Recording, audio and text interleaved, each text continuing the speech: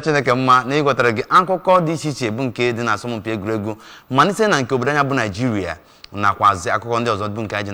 na mba ofesi n'ebe nya bụ asọmpi egwuregwu na asara ọkọkọ ịghọtago mana ọ ga-amasị m ma ọ bụ na anyị gaa n'ihu wee wetara gị akụkọ dị iche iche nke mbụ ga-amalite na otu egwu bọọlụ Super Eagles bụ nke anyị ji n'aka n'agbanyeghị ka anyị ga-eweta maka anya bụ egwuregwu nke steeti a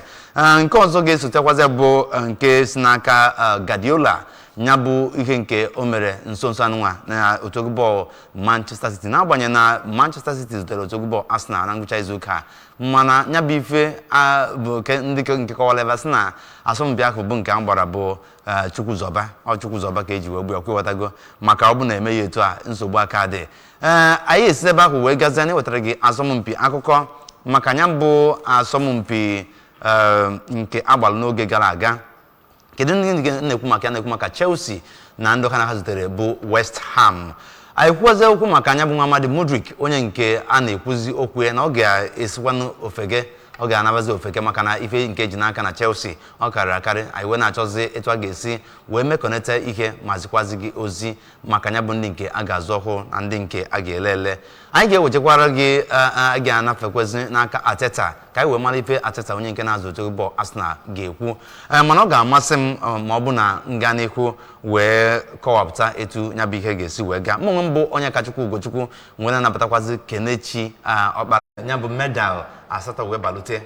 tinyekwulu ka mkpọzi anya maka na dịka esi weta nya bụ ọnụọgụ asị na ọ dịzi mgbakọta 26 bụ nke ha nwetagoro nya bụ asọmpi egwuregwu ji ọmalite tinyekwara ndị nke kpara mere ọfụma na ya bụ asọmpi egwuregwu dịka Chioma ịma ibe egwu ndị a soche wee nye aka iji wefu na ife na-aga aga tinyekwala na dịka esi wee kọwa na Chigozie Rosemary Nwankwọ bụkwazi onye nke mere ọfụma na ya bụ ọsọ bụ nke 200 meters bụ nke agbakwazi n'ebe ahụ Adaeze Eze bụkwazi onye nke gbara onye nke abụọ na nya bụ ọsọ nke ụmụ nwaanyị nwetakwazị silva dịka anya bụ asọmpi egwuregwu si wee gaa tinyekwara ndị ọzọ dị iche iche bụ nke nyekwara aka dịka Daniel Miracle Ifechukwu Nwankwọ na Chigozie Nwankwọ bụ ndị nke nwetakwara mmeri n'ụzọ pụrụ iche mana nke a bụ asọmpi egwu bọọlụ nke Anambra steeti ka anyị na-ekwu okwu na ya bụ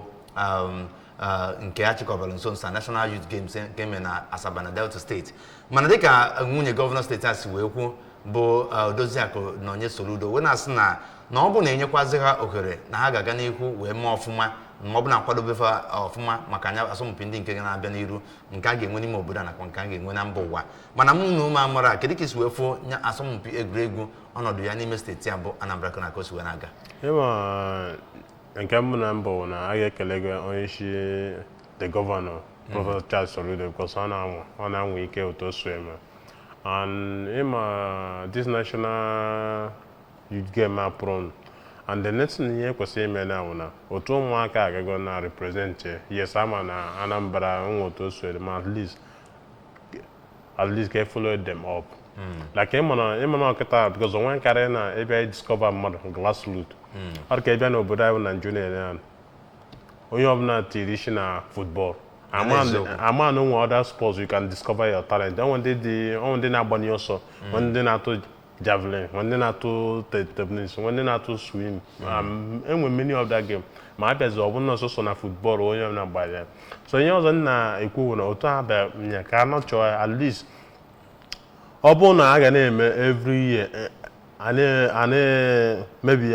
every aka one tournament just a grassroots ịmara kịta na atụ ajide kịta wee na amonita na wee na-akụzi wee na-efolo na efona in the near future na all those people na get represented in the world so ta na amego na ọfụma ọ bụgo yes ama nọ mmadụ ga-ega ije na onye mara ebe ime mistake you have to come back mana achọrọ m ka mmata kedu ụzọ kachasị mma ga-esi wee chọpụta ndị nke nwere ntarachi na asọmpi egwuregwu dị iche iche na-achịkọba n'ogogo mba ụwa kedu ka a ga-esi wee na-enwe the competition kedu ebe kwesị na-aga wee na-eme kedu usoro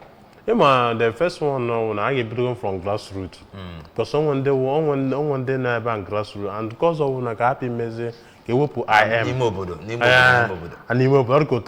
ọrụkọta Anambra steeti nọ na enwe 3 nya geographical zone central this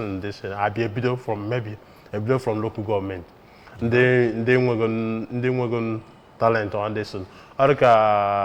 ya na-eme ọya ka nji akwado this man one of the chairman agota local government because oge ọnọdụ ya o nwee bụ na sports wụ one of his own mandate ị ga na-agọta na ịbịa na enwe under 13 nwe under 15 nwe under this and sometimes ọ na-eme expose ata ịbịa na o nwee efuna na ebido from that grassroots and bido otu a wee na-agbagote efuna ụmụ ya ga-adị izi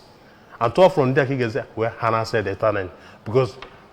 nke ọzọ dịka ibe wụ na ka ewepụ this na-akpọ IM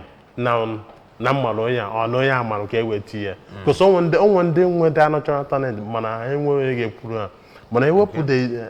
the committee ka ha pay the bias you understand so ha na-choose ndị na-arụ talent atụ oge ọbụla ndị ọbụla choose will follow quite up like this ọ dị mma ka anyị gbaje ọsọ na asa akụkụ ndị Super Eagles maka na o nwere ife mere nso nso a dịka Ugbo kwuru okwu wee sị rapụnụ Egwuregwu ka ọlụbọọlụ ya bụ coach gawa n'iru etim onye nke sogolo Egwuregwu wee gba bọọlụ ya bụ teammate na-akọwakwazi na ọ ka wee nwee mmasị na ndị coach si bụ onye Naijiria karịa ndị mba ofesi Naịjirịa agbata mana nke gbatakwụrụ ugbo nwekọ dị wee kwụrụ bụ na ndị Libya bụ ndị nke nọ na bottom line na anya bụ asọmpi ntozu oke iko African Cup of Nations 2025 bụ ndị nke chọrọ kafa na Super Eagles gbanya bụ bọọlụ ma nke a bụzi nke fagachikọba na ama egwuregwu Benina bụ nke n'ime obodo Benghazi mana ịmago ka anya bụ asọmpi si wee gbatakwụrụ ewesị na dịka Yobo si wee kwu na sirapụ Egwuregwu ka ọ nọsie ike wee lụọ ọrụ nya bụ asọmpi bụ nke anyị jekọrọ ịgba n'ụzọ pụrụ iche mana dịka esi wee kọwaa na nke a bụkwazi nke ga-abụ n'ụbọchị Fraịde ọnwa Ọktoba ga-adị na abalị 11 dịka esi wee kọwazie na fa ga-ezute onwe fa na Godswill Akpabio Stadium n'Uyo n'ụbọchị ahụ maka ya bụ asọmpi bụ nke a ga-agba mana mụ na onwe m amara ka isi wee fugo asọmpi nke a gbara agba maka na ọ bụ na abịa nchọpụta na asọmpi egwuregwu bọọlụ na-esi ike n'ụkwụ Rwanda na Benin ọ kwefuru obodo abụọ a fa na-enye Naijiria nsogbu ewee wezie Libya wee makwunye mgbe na-asị kedu ka isi wee fụ ka anya bụ asọmpi kedu ka ọ dụgo ka ọ ga-esi wee gaa otu esi wee fụ nke o gosiela abịa ka m kwụnyere my own brother Yobo because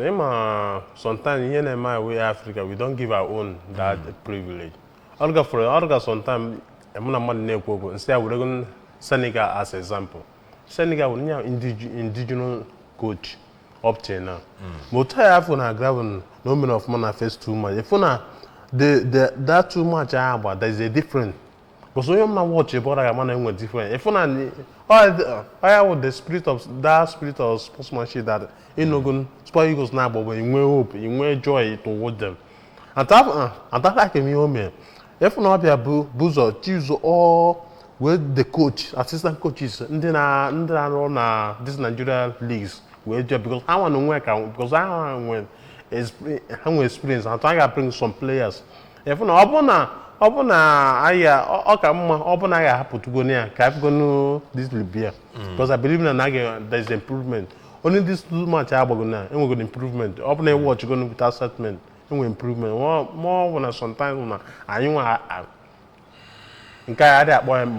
So I can make any that chance after this year. Just can you more chance? Come on, you can improve. Because I would go no governor, and I say from Obroibo, say from German. Sometimes every kind of foreign this, but I coach you on a normal and the national team. Okay, coaching here. But how to get with how big when inside something like that. So you get checked because you check those records. Let's try our own indigenous coach. I work on my name because them now, Europe and Africa, the weather and the climate are the same. And so after with the indigenous clothes, oh my God, the kind of weather. Oh my God, the kind of thing I need. Oh my God, Antonio. And another thing never communication barrier. Because when you are there, oh my God, how to communicate to his player. Oh my God, facial. But I know and I foreign and there, all people start to learn communication. And sometimes body language as an individual coach, you know when you got fun play, fun only the kitchen. Dika teams we kwa na asị na ọ ga-amabụgodo nwe ma ọ bụ na ọ bụ na egwu abọ enwe kosi wee jee mba ofesi gụkwuo akwụkwọ banyere ife coach ka o wee nyere aka wee fụ na ya bụ ọrụ anyị ga ọ na-ekenekwazi dịka ụdị mmadụ dịka Stephen Keshi onye nke nwetara anyị Nations Cup anyị gara tinyekwala round of 16 n'afọ 2014 bụ nke odo Super Eagles wee gaa o wee na-akọwazi na ọ ga-enwe mmasị na onye maara ya bụ ọrụ onye nke gbanya bụ shu ma ebe ọ na-afụ ụfụ dịka egwu abọ ga-esi wee na-arụ ya bụ ọrụ mana n'akụkụ nke ọzọ anyị na-achọ ka ntinyekwazi anya maka na o nwere okwu Pep Guardiola na-achị Manchester City kwuru na ngwụcha izuụka wee sị na o kwesịghịzi na ọ ga na-agbakasị arụ n'ibe dịka ọtụtụ asọmpi dịka Carabao Cup a n'ibe ọ ga na-emezi na ọ ga na-ekpọpụta ụmụazị wee na-agbanya bụ ibe na o kwesịrị na a ga na-eji ume na-avụnyabụ ọkwa ama mmụta nke a na-akọwazi na ọ ka wee nwee ụmụazị azụrụ azụ debe n'anya bụ otu Ugbo karịa ndị nnekwu maka na o nwere ife kwesịrị ife mere o ji wee kwuo ya bụ okwu dịka asọmpi ị na-anya fụ asọmpi Arsenal na Manchester City wee gaa na ngwụcha izuụka mgbe na-asị okwu a o kwuru ọ dịghị ka ife kwesịrị imekwu na otu Ugbo Chelsea ịma ihe nọrọ anya ụmụ onye ahụ niile bịa mind game ka a na-agba. You understand? It's a kind of go intimidate the opponent. Or go get the money you cannot chase. I'm not saying that chase our title this and that, all this and chase this and that. But still, you're gonna that year, that league, if you're not chasing a contest for title. Yeah, just a normal thing. Yeah, a mind game can name it. But you also never on a team. I can connect with on team over a team. Because team you can nearly now will keep you upset. Argan Cameron and Casana off with those with them. But you with them a Bassana no na immer before only me chasing about one park a boss. As an anchor chasing, you know, their park but no na bad defense this and that. Now, there's Sunday, I was in a cottage na park is on Carapton Banana. You know, Manamana, Uto Sweden, if na I'm not coaching me now. Oh, a park ball with the only solution. Because okay, I will watch a password, I have a park is a ball, I have a city, their place. At time we're looking at Kevin the Bruce about another this because I'm not by ever carrying no way major. Motor Sweden now, that's the man. Thank God, amateur may ojo by a draw. Because sometimes now, a city like the Man City. I will get knocked up because a park and bag and oppressive. And one a park boss, I will get park almost sometimes I will not discretion. We could have one player or by own girl or this. My no, they are not young Mogan, I go drain and put a man, check this is now. I went too many much Agaba. Yes, I'm plus in a club of Akabogo. Same ago, now, and yeah, is a kind of no go put that pressure from him. Go happy to get pressure on him to win every match. You know, just go off a something or you go put that pressure from you. One year also. All the man to my Ganiro, I don't come with the Liga some Pinic, Bananguchi Zuka, and it is where they can Brighton is the London Nottingham Forest and Cabo, Onyana Bonian about Babo 2-2. Man City, Bundesliga, Arsenal, and our fan of was 2-2, Nayaba Somumpi. Abezana Ndinke Balana Saturday, Deka West Ham, the Chelsea. Mana ndị Chelsea wụlọ ọkpa atọ wee mefa mmiri chukwu maka na etu ife gwuru ga na-eme nwanne ndị Aston Villa chekwasịkwara ndị Wolves ndị agụ owulu Aston Villa mere ndị agụ owulu by 3-1 3-1 ka esi wee gbaa anya bụ asọmpi. Fulham bụ ndị nke ji ọkpa atọ asara naanị otu wee mere Newcastle nke a bụ nke tụrụ mere mbam n'anya. Ndị Leicester City bụ ndị nke ji otu ọkpọ wee na-eshi ogo vana ndị Everton ya bụ 1-1 ka va na ya bụ asọmpi. Liverpool jikwazi ọkpụ atọ enwere ife ọbụla asara ewesi ndị Bournemouth sọsọ ọnụkwụ nwere unu je chọwa echebu ga-etukwu mana ajụ nchọ ịghọta ahụ asọmpi a nke a bụ na ofu akụkụ tielu nke agbara agba nke Chelsea gbara nso a maka na mana o nwere ife nchọ ịghọta kedu ife kpatara o ji aga mgbe ọnwụ na nkunkunye goolu o wepụta balloon wụọ balloon n'one ka ọ chịrị ka ọ na-achịrị as a player because a trademark ya ya so onye ju emere iso oge ọka nọ R&B this na German League ya is a kind of no trademark but him na and that thing na confident like oge ọbụla ọ na-abịa sometimes e bịala and when na chọpụta either no na-eme off one ka o tiachikwa because you got knock that some play here will room no you knock that we room 10 or this and at least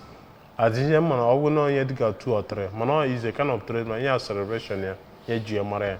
I don't talk knock that change like that so you know say about no either na no need or no ye goal or no when and with or no a particular place on a design a pitch because because anything is possible. So anya go because in here no trade market in GMR. Ọ dị mma na anya bụ asọmpi bụ nke Chelsea na West Ham gbara o nwere even bịa chọpụta maka na ị na-anya na ọgbọ ndị nke enyere goals enyere n'ime onye nye ya bụ goals Jackson etinyekwolu Metro onye nke akpọtara nso mana o nwere even na-achọ na-achị maka na ọ bụrụ Mikel ọ sị na Jackson emego ka ọnụ na-ekwu njọ n'isi ekwuwe mma mana ajụjụ na-ajụzi bụ kedu ka ọlụ Jackson kedu ka isi wefụta ọlụ Jackson na Chelsea maka na ị na-anya ugbu a nwa ịfụ na ndị mmadụ akụkọtago Jackson ọnụ na-achọ nkọgbu akọgbu ọtụtụ mgbe ya na-asị na ndị ụmụnne ya ọtụtụ mgbe na-asị na ndị obodo na ọnya na-eme o jiri ịfụ ipi goolu ịmago na Jackson ga-enye oji nye nke kwesị na ọ ga-akpa akpa ya bụ iwe na-afịa arụ mgbe na-asị kedu ka isi wefụ ọnọdụ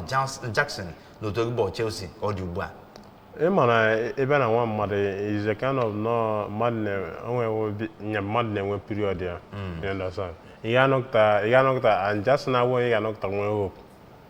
oruke nke ị ga na-ele anya na oge enye ise ma nke tụbara anya ọ na-eme atụ ịwụkọcha atinye ọzọ n'ọgọ na-abịa nwa mmadụ bụ nọ the coach adịwọcha nwe nna gwa ndị mmasị ya na if Justin na the good ọgba wing osi winga wee na ozi from Frank wee na-apụta danda na ọ na-agba ifuna anytime ọ bụla ga na wing ya ana ka eme ọfụma na wing ala ka eme ọfụma na wing dan ịgba da central nine mana ị mana as a coach na a coach ya nọkta when you so 30 when you onye ga na-emezu ụlọ ọ bụ na n'otu oge siwe na-erute echi ya na mmadụ ma ọ nọ dị ya ịmara ọrụ ka oge nye position na ọ nọkta bịa nyekopa ma first nine mana ọ ya first nine ọ na-eji wee na-atụgwa so ị nọ dị ya na nwa mmadụ bụ na ọ na-eme sometimes ebe ikwesị ebe feel na oge eme ọfụma mana afa nwa mmadụ nọ ọ dị very consistent ọ dị mma tupu anyị gaa n'ihu na ya bụ akụkọ nke anyị ji n'aka ebe na achọrọ m ime ka ị mata na ngwụcha izuụka nọ ife ndị nke tụrụ anya ga-afụ na asọmpi Premier League ndị Newcastle bụ ndị nke ga-ezute Man City nke a ga-abụ ma ọ bụ na o jiri ọkara wee gata elekere na nkịtị ụbọchị ya bụ Saturday 28 of September ndị Arsenal ga-ezute ndị Leicester City nke a ga-abụ n'elekere 3 nke ehihie tinyekwolu Brentford na West Ham ga-ezuke na ndị asọmpi ndị a bụ n'elekere 3 Chelsea na Brighton ga-ezutokwa nweva n'elekere 3 nke ehihie Everton na Crystal Palace Nottingham Forest na Fulham ga-agba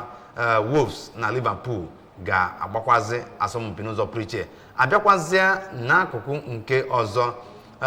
n'ụbọchị ụka 29 September Ipswich ga-ezute ndị Aston Villa ya bụ asọmpi ọ ga-akakwa aka ya nakwazi Man United ga-eme ezute ndị Tottenham mana nke a ga-abụ ma o jiri ọkara ogata elekere 4 nke mgbede mụ na onwe na-ekwu Chelsea na Brighton ka ejikwa ike kisi wefu n'ụbọchị Monday ndị Bournemouth ga-ezutekwazi ndị Southampton n'ụbọchị Monday ka nke a ga-abụ mana mụ na onwe m na-ekwu ọ ga-abụ n'elekere 8 nke ifie mana mụ na onwe m na-ajụ wee sị ya bụ asọmpi Bournemouth na Chelsea kedu ka o si wee dị gị ọ ga-esi wee gaa na ngwụcha izuụka an easy match nya an easy match onwe ya na kọrọ ya akọ nya straight win anyị abịa kọta ya anything agara aka anything mana ma Brighton onwe sọnta na-eme nye na-esi a n'isi video ta ha akpawa mkpamkpa ma I believe na for Chelsea na ya an easy match a straight win ọ dị mma ndị be anyị dịka anyị ka na-anọ n'ime akụkọ maka akụkọ egwuregwu tata ọ ga-amasị m ma ọ bụ na njikwaziri ogara wee kwupụta okwu maka Arteta bụ onye nke dukwazi otu bọọlụ Arsenal wee gbaa anya bụ asọmpi nke a gbara megide Manchester City na ngwụcha izuụka mana dị mma ka otensi si wee gbatakwuru ugbu a maka ọnọdụ si wee gbatakwuru ọ dịghị ka ọkwa Manchester City na Arsenal chala ọ dịghị ka Arsenal enwele ohere ibukwazi iko Premier League nke ara for now I mara ya Arsenal at the beginning of the league ha apụta amacha oge aga half of this amara so for now because ebe last two seasons I am going to explain that Arsenal megide ọfụma maybe 5 to end of the season abdo misbehavior so ga nọkta were nyewe na-ewe ọ dị mma dịka anyị ka na-aga n'ihu nya bụ anyị ga-enenezi nya bụ asọmpi ndị nke mwepụtagoro gị maka Premier League bụ ndị nke kpọpụtara agagbaga na ngwụcha izu ụka ọ ga-amasịkwazị ma ọ bụ na isonyere na asọmpi ndị ọzọ bụ ndị nke a ga-ewetara gị akụkọ anyị ga-ewetara gị akụkọ maka ndị nke a ga-azụlụ ndị nke a ga-azụ azụ na asọmpi egwuregwu mana o nwere onye nke okwu nchọ ikwu okwu tupu anyị mechie tata anyị na-ekwu okwu maka Modric ndị ga-esi webatakwuru Chelsea na-achọ irepụ ya tinyekwuru na ndị ọ na-ejekwuru ga-abụ otu bọọlụ nke nọ na mba Turkey dịka esi wewetago akụkọ mana Chelsea n'ile anya ife Modric na-alụ na Chelsea o kwesịrị na a ga-etinye Modric na ndị nke a ga-elele maka na ị na-anya fụ na o nwere amara m ife Enzo Maresca ejiri agbagha Modric ma ọ bụ na ọ na-agba bọọlụ Chelsea mana dịka o si ọgbatakwuru ugbu a ndị mmadụ nya bụ ife na-ebute okwu ụfọdụ na-asị sirapịa na anya bụ nwamba dịka enweta ife ọ chọrọ ka ya nọzi ọfụma na o kwesịrị na Modric ga-ejigodile ebido ọtụtụ mgbe ka o wee mara ife onwe nke mmenwu mana ọtụtụ ndị na-asị sirapịa na ngwa afịa abara uru ka ọ bụ nya bụ amara m ebe nke ịkwa akwụ banyere nya bụ Modric na ụbọchị mmadụ ịbịa nya Modric ọ bụ masị ga-ahapụgo nwa amadi iwọchị ọ bụrụ na iwọchị the Carabao agba yesterday efu na nwere improvement efu na at least nya sometimes finishing touch ya webe proven there mana nke ya ndị asị ka hapụgo na ya were ịma this season na enwebịa many match to play you understand so sometimes na okay for example na ọ bụ na nya Sancho ihopu na na-agbatara injury at least ka hapụ go na for na maybe after onwe ya nwụrụ ego na this season ka ọ bụ nyere amago ma ọ ga-eme ọfụma ọ dị mma anyị ga-arapụgodo Modric dịka Kelechi wee kwuo ka ama ma ọ ga-eme ọfụma ka ọ ga-eme ọfụma ahụ anyị ga-aka ewetara gị akụkọ maka ihe ndị anụnwa ọ bụ na ome ọfụma anyị gwa gị ọ bụ na omere ọfụma anyị ga-agwa gị ma bụkwasị ebe anyị na-achịkọta anya bụ ihe akụkọ ndị nke anyị ji n'anya bụ ụgbọ egwuregwu anyị tata mgbe na-asị na ị ga-esonyekwuru anyị n'oge dị otu a n'oge ọzọ maka akụkọ ndị nke fọdụrụnụ gbaa mbọ fụ na ị na-elele asọmpi ndị nke a ga-agba na ngwụcha izuụka abụ m Onyekachukwu Ugochukwu wee na-asị na ọ ga-adịzi na Wednesde ọzọ ka anyị wetara gị akụkọ ihe ndị ike na-eme na asọmpi egwuregwu na-ekenekwazi Kelechi Ọkpara maka isonyere m tata wee na-asị gị daalụ n'ụzọ pụrụ iche ọ dị mma ka ọ dịzianụ n'izuụka ọzọ